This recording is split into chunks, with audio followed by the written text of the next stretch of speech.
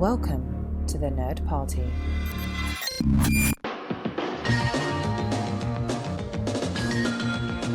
Welcome to Great Shot Kid, the podcast on the Nerd Party Network that looks at the different works and inspirations of creators both within and without the Star Wars galaxy.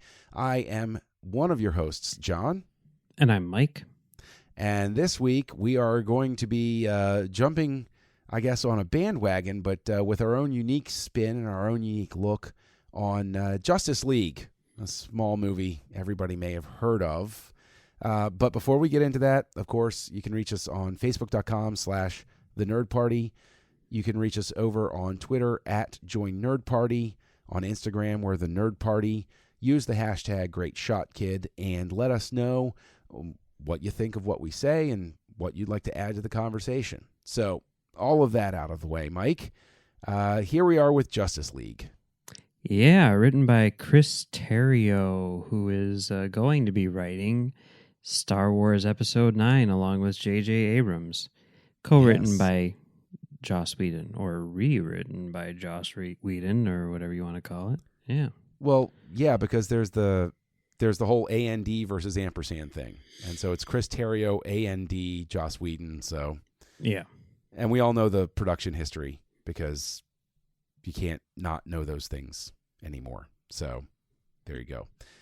So, okay, well, let's get the 30-second review of the movie out of the way, or less. Take less time if you want to.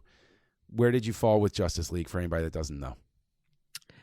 I thought that it was mildly entertaining, but lacked vision. Lacked vision. Okay. That's fair enough. I thought that it was entertaining. It's a movie that I would revisit.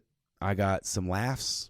I enjoyed some scenes more than others. I thought that there were some genuinely inspired parts to the movie as a whole, but I agree that it didn't gel quite the way that you would want your film to gel at the end of the day. So I think we're roughly on the same. I think I went up with a slightly more positive view because we've talked about it before this.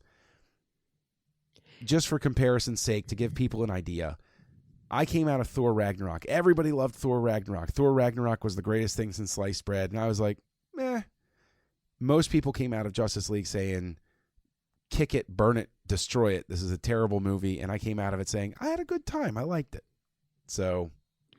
yeah, I came out of Thor Ragnarok being like, oh, this is funny. I love this. This is good. I like this very much. And, it's very charming and, kind of punk and cool and all that stuff. And I came out of Justice League thinking like, I wanted to laugh. I was entertained, and yet, wow, this is not what we were promised by Batman versus Superman. And I really, really wish that they would have embraced their questionable choices and run with them instead of saying, maybe we made a bad choice. Let's do something that everyone's going to want to see instead of something that we want to do. And I think by doing that, what we got was extremely bland. I mean, when the movie ended, I was like, that was it? That's it? That's what... Okay, all right. Okay, cool. Well, I think that there's, of course, validity to what you're saying. There are definitely parts where I think you could have a lot of fun with this, much like Rogue One, where you could be like, was this a reshoot or not? And you can, like, just look at the lighting keys and be like, yeah, that doesn't quite line up. Just look at the upper lips. I know. I still don't get that whole thing. That just doesn't make... But see, the thing is, I think I'm the only person in the world that saw it and was like, yeah, okay, whatever. Like, it didn't pull me out at all. I didn't care. I was like, yeah, all right. Like, I mean, I guess to me, I wasn't like, oh my God, my eyes. But to me, it was really like, wow, that's really noticeable. And, okay, so this was reshot. Okay, well that's, so like the whole time I was like trying to I was thinking of like the history of it. But I mean, boy, the character of Superman is kind of non-existent in this. I guess all of them are, But like Superman in particular, like I'm thinking about it and it's like, first off, they totally botched his return, okay?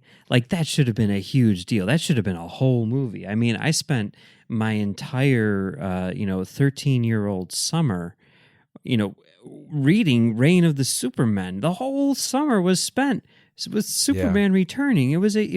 My life revolved around that event. And in this one they're like, well, maybe if we put the thing in the thing, then we can bring him back. And then they do, and they're like, he's kind of weird. And then like he has a chat with Lois Lane, and then it's like, oh, it's all good now. And then like the whole time I'm like, is he gonna like at some point is he gonna be weird again? Is he gonna turn? And then like he has like 2 scenes of like but the whole time he felt like an observer. He was not like the core. You had like Batman and Wonder Woman, and he was just like, well, we got Superman now too. Like we got the Aquaman guy, and we got the Flash guy, and the Cyborg guy. I don't even know why we have him. And we got the Superman guy, too. Wait. Cyborg guy was very, very useful in terms of relaying plot points and sleuthing things out. And the thing is, that sounds terribly dismissive. I actually liked Cyborg overall. I actually kind of fell in love with Aquaman.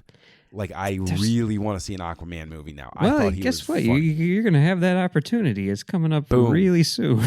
There From the director of Furious 7. So, hey. Hey, that's working for him. No, I thought Momoa had fun and it came across. I think that it succeeded in spite of itself. But as I play things back in my mind and I'm listening to what you're saying about, he just goes off and he has a couple of moments and he's like, okay, I'm fine. That to me is the hugest sign of tinkering, because if there's one thing I've learned from a Zack Snyder film, it's that he likes to take his time. And I know that if Snyder had been on board from beginning to finish, like I would love to read the original script for this by Terrio, because I know there would have been much more Superman development. This is a 2.5 to 3 hour movie that was cut down to 2 hours. And I think it shows. I feel like if they would have shot this Lord of the Rings style with Batman versus Superman like simultaneously, if they did like 2 movies at the same time and they weren't like trying to redo what they were doing in order to make it less Batman versus Superman and more Avengers, it would have ended up being a substantially better movie, because it would have been something that they actually wanted and planned to do instead of, just like damage control, All right. So, but looking at it from that angle, we know that Terrio wrote the original incarnation of this. Were there moments that jumped out at you where you detected Terrio's thumbprint on this? This is a Terrio script. And so even being chopped up and rewritten, it's going to come through. It's in its DNA. Did you see anything where you could say that, knowing Terrio's previous work, that's a Terrio moment versus that's a Whedon moment? I definitely noticed the Whedon moments more, I think, because they stood out more. The fact that, like, it's so different from Man of Steel and Batman versus Superman. And the fact that Whedon has a very, very distinct style really kind of like, highlights what it is that he added to it. But I think what I see in terms of Terrio's involvement more than anything is just the skeleton, like plot point A happens, plot point B happens, plot point C happens, and like all of that is there. And really what's changed is the connective tissue, like everything that sort of makes the movie the movie. You know what I mean? Okay. I mean, you just like lay it out on paper and say like, well, Batman and Wonder Woman try to put together a team to fight off this weird CGI guy. And, then they bring Superman back to life, and then they form the Justice League and defeat this CGI guy, and then the movie ends. And it's like, okay, yeah, I can totally see that, as being a logical extension of Batman versus Superman Dawn of Justice, right? But then you watch the actual movie and you're like, this really feels like a cartoon. Like, whereas the other one was like really, really somber and, dark and everything. Like, this one is like, hey, what's going on, guys? Let's have some fun. This was always supposed to be the payoff, though. I mean, like, if you believe what Snyder said at the beginning, this was always going to be the payoff. Yeah. This was the end of the arc. This was the return of the Jedi. Even Superman's costume looks brighter in this one. If you believe what Zack Snyder says, then yes, that's true. I don't believe that for a second. I do not believe that for a split second. Superman could fly around the world, and he wouldn't be back by the time I stopped believing that. And, a lot of that has to do with the fact that, like people would point to like, oh, because they were like really ambitious about this whole thing, and they were showing like storyboards and stuff for this movie before Batman versus Superman came out, and people were like, this stuff, like I think it was because there was the whole thing where he flew the critics who hated Batman versus Superman to the set to say like, look, guys, we're doing something different this time. And like the people who were there, for one thing, they said that they didn't buy it, but also, they said that like they were shown like production art and stuff like that. And it's like, this production art is much more in line with Batman versus Superman. And you can see on the date of the production art that it was created prior to the release of Batman versus Superman. And they really were under the impression that it had been lightened up after Batman versus Superman had come out. I mean, whether or not that's actually true, I don't know. But it just makes sense. It just makes sense, But what then can Terrio do? I mean, this is one of those things where I always wonder, in terms of a writer's resume, does this therefore give us no indication of what to expect? Like, do we have to continually go back to Argo or Batman v Superman for any true inkling of what to expect from Terrio in terms of plotting and character and dialogue for episode 9? Because he's going to be working again in the studio system where, forgive me for saying this, but Kathleen Kennedy fires people like George Steinbrenner does. And it's one of those, and he's going to be working with JJ Abrams, who is really going to be under a microscope in terms of what originality he brings to the table. Like, does Justice League wind up being a wash? Does this wind up no longer being a signpost toward what we can expect? Or are there still things about this that indicate what we could look forward to? I think that the difference is that Chris Terrio is the Joss Whedon of episode 9. You know what I mean? And Colin Trevorrow is the Chris Terrio of episode 9. You know what I mean? Like, okay. the roles have reversed. So he's no longer the guy who's going to be rewritten. He's the guy who's doing the rewriting, right? Which I think, is probably more similar to the role that he had on Batman versus Superman. Like, I'm pretty sure that Goyer wrote the original script of that one, and then Terrio came in to rewrite it. I want to say. Oh, that's right, because there was. You're right, because there was a few eyebrows raised because Terrio's relationship with Affleck gave rise to everybody saying Affleck came on board and was like, "This doesn't work for me," and had his guy come in and tinker. Yeah. So I do really think that probably. You would almost think like, well, like if there wasn't any tinkering by Whedon, then I'd say this is probably a better indication because it's like pure Terrio, whereas the other one is Terrio over Goyer. But yeah. So, Batman versus Superman might be a better indication of what he brings to the table, but at the same time, I've got to think that, Joss Whedon is not like looking at Batman versus Superman and saying like, oh, okay. He's looking at Argo, he's looking at, the thing that Terrio won his Oscar for, you know what I mean? Right. Right. So and Argo to me is also why I'm like, hey, as much as I like Batman versus Superman, and I do like it a lot, it's Argo. It's all about Argo. That movie's so good, and it's so well okay. written. See, the thing is, the lingering the lingering thing hovering over, and this is the ultimate endorsement that I can give of Justice League, and this is a big statement, is you've been using as this dark cloud threat. It's almost like a nuclear weapon threat to me, that as part of our examinations of things, we would be revisiting Batman versus Superman, which is something that I really would have rather drank like a gallon of bleach than do. I enjoyed Justice League enough that I'm willing to go back and give Batman versus Superman another shake. Okay. And see, I don't think I'm ever going to be at the level where I'm like, hey, I really love this, but I think I could come out.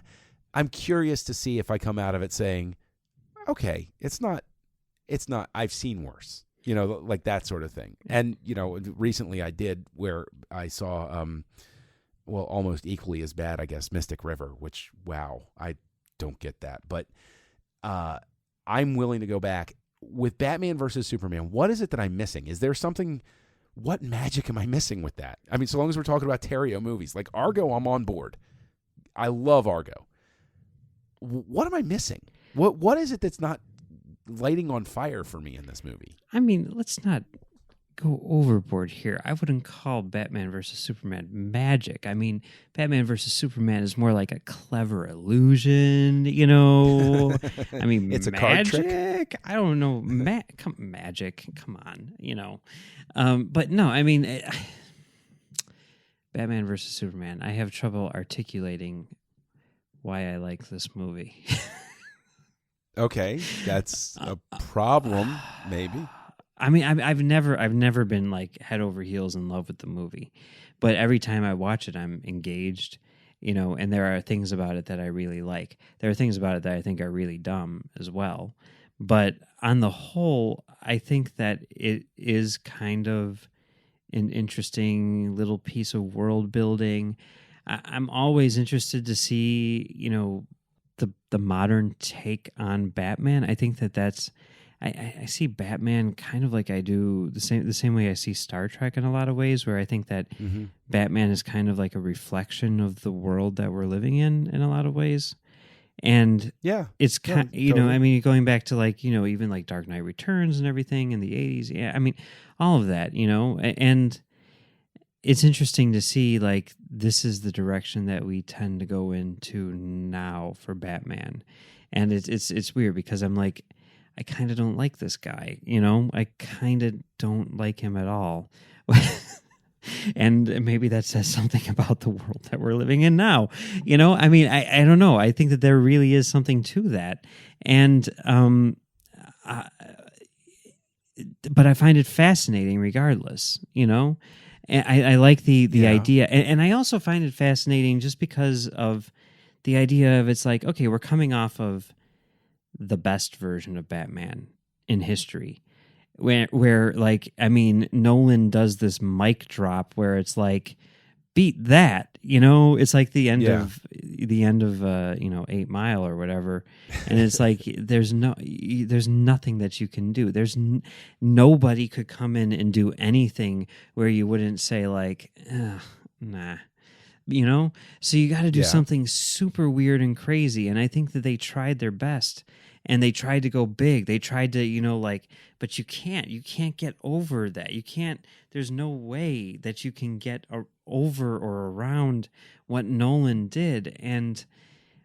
But it's fascinating to see them try, But isn't that then just an offshoot of the same problem that they wind up having in Man of Steel with Superman, where they try to do something different, but Superman exists in a very certain definition for most audiences, and most audiences go in and they see Man of Steel and they're like, that's not quite right.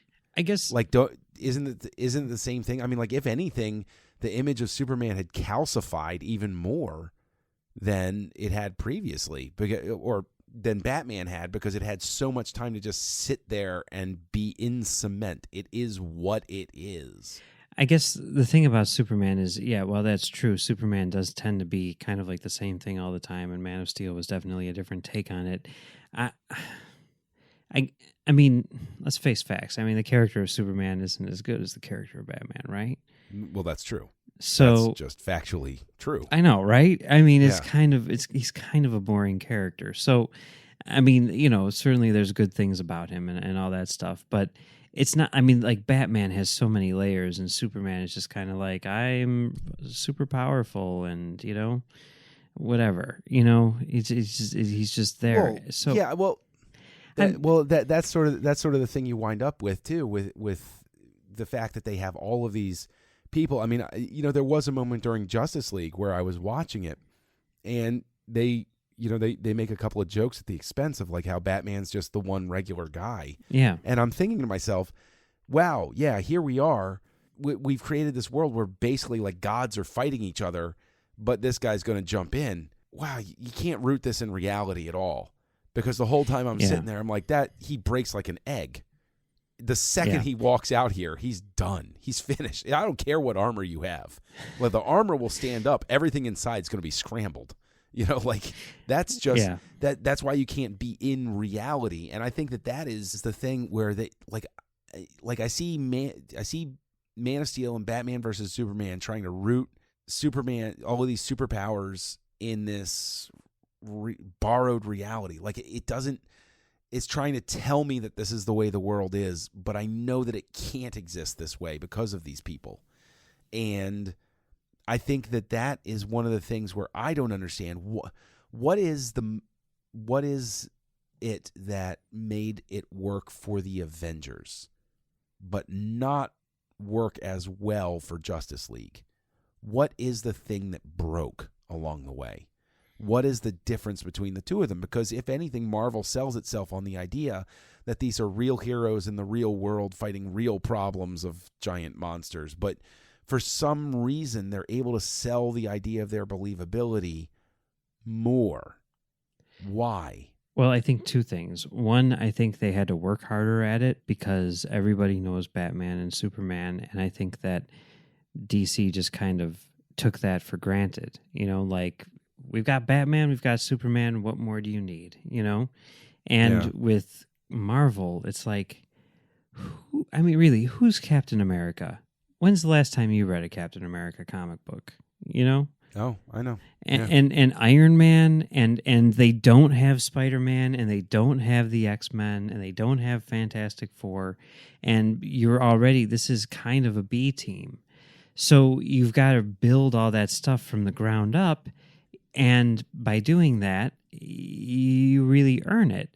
And they didn't do that with DC. I thought that, I initially was kind of like on board with their take, like, oh, okay, you just kind of build. You're going to start with Superman, add Batman.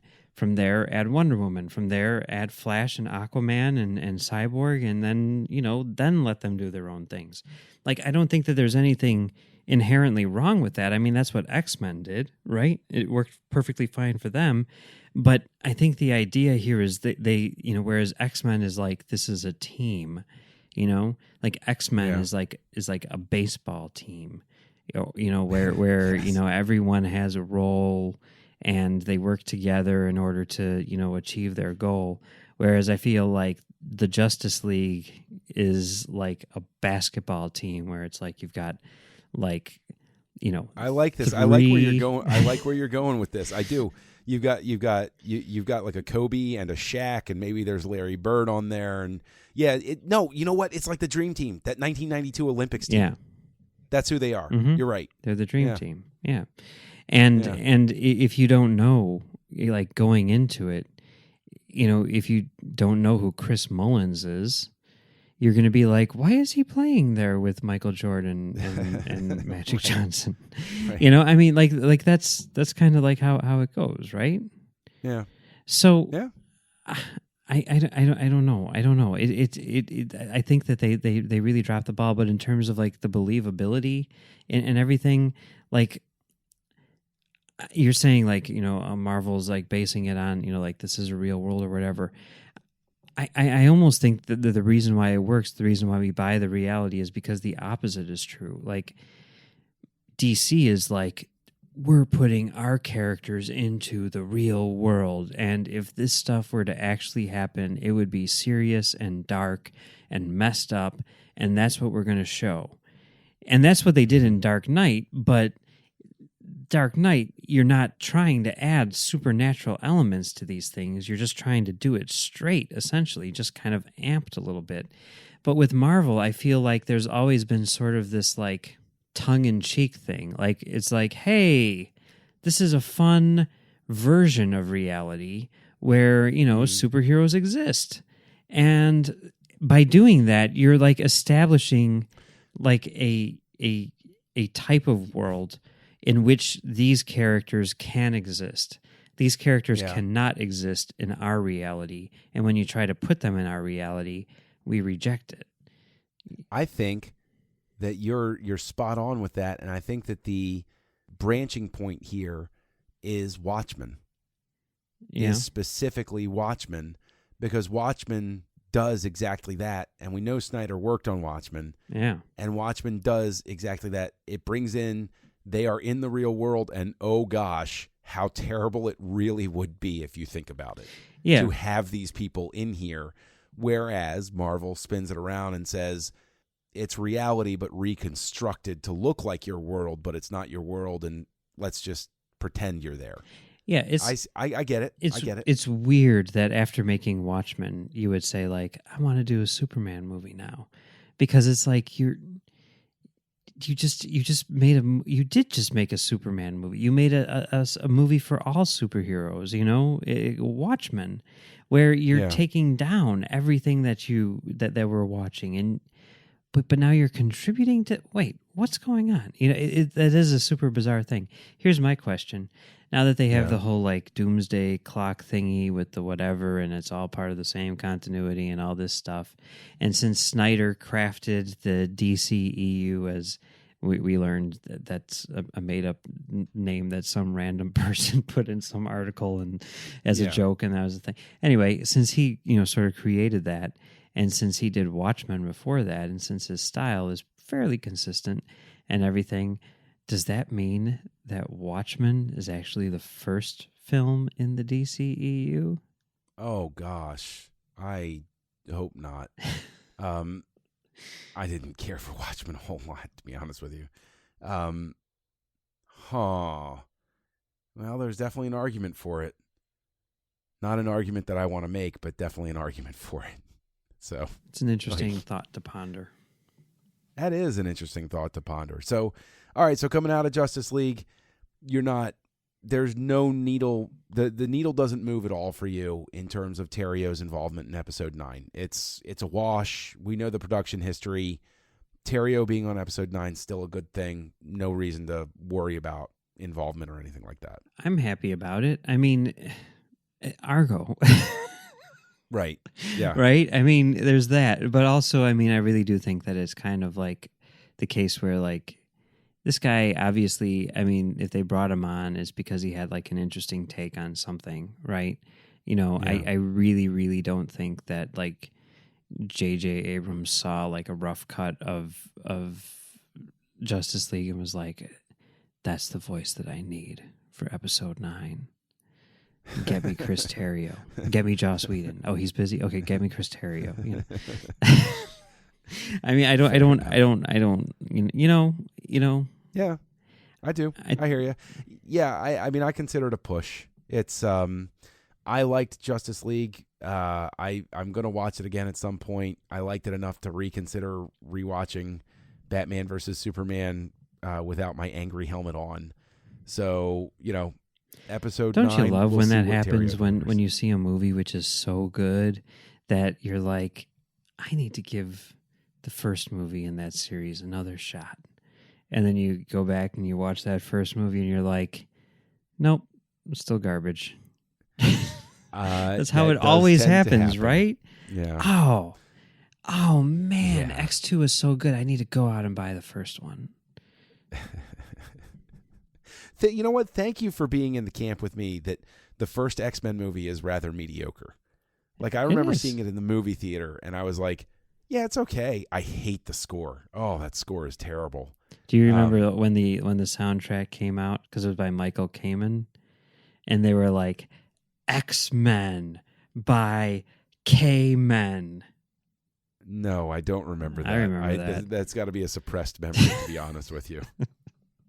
That's really got it. Oy, oy, oy. Yeah. No, yeah, that score was so blah.